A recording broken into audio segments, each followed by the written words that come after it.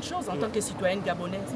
Tout simplement parce que j'estime que c'est à cause des partis politiques qu'on s'est retrouvés aujourd'hui dans cette situation.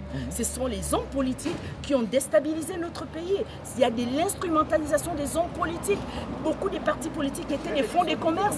Ce n'étaient pas des partis pour plus ou moins beaucoup d'entre eux qui ont déposé des candidatures, qui se prenaient pour des candidats à l'élection présidentielle, candidats aux législatives. C'était des personnes qui voulaient juste faire un nom, qui voulaient juste avoir de l'argent, qui voulaient juste plus ou moins après l'élection aller manger à la table du roi.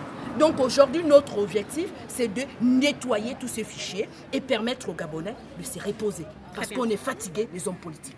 J'aurais aimé des interpellations, des arrestations. Voilà, parce qu'il y a beaucoup là sont des meurtriers. Ils n'ont fait que dans le marchandage politique. Moi, j'ai vu dernièrement, il y a, comment il s'appelle, le président d'un parti politique, je ne sais pas, de Mouila ou quoi, M. Manga Moussavou, qui s'est plaint de ça. Mais quelle est la démocratie qu'eux ont instaurée? Par contre, la politique a profité à enrichir toutes ces personnes-là, même celles qui n'ont jamais été aux affaires. Aujourd'hui, se retrouvent multimilliardaires. Où ont-ils gagné cet argent si ce n'est sur la table pendant les discussions? J'ai été candidat au 5e arrondissement de la commune de Libreville à l'élection locale.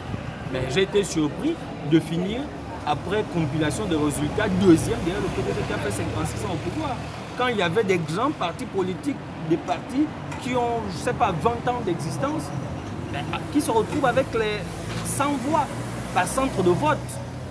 Donc on comprend aisément que les populations ne s'accordent pas, sinon ne s'accommodent pas aux partis politiques. Donc pour moi, chacun doit répondre de ses actions. Voilà, il faut qu'on aille plus loin que la suspension qui est de 3 ans.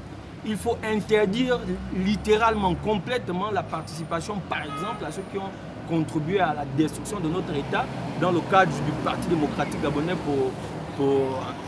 par exemple, et tous ses alliés.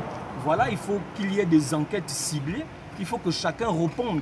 Voilà, parce qu'on ne peut pas détruire tout un pays, détruire les vies. Aujourd'hui, par exemple, tout est détruit.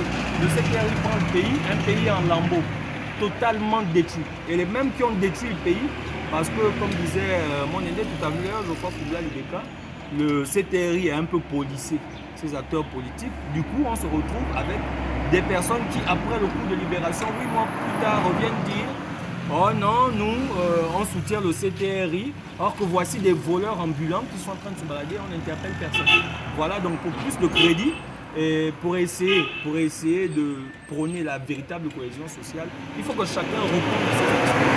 Voilà. Ceux qui ont volé doivent aller en prison.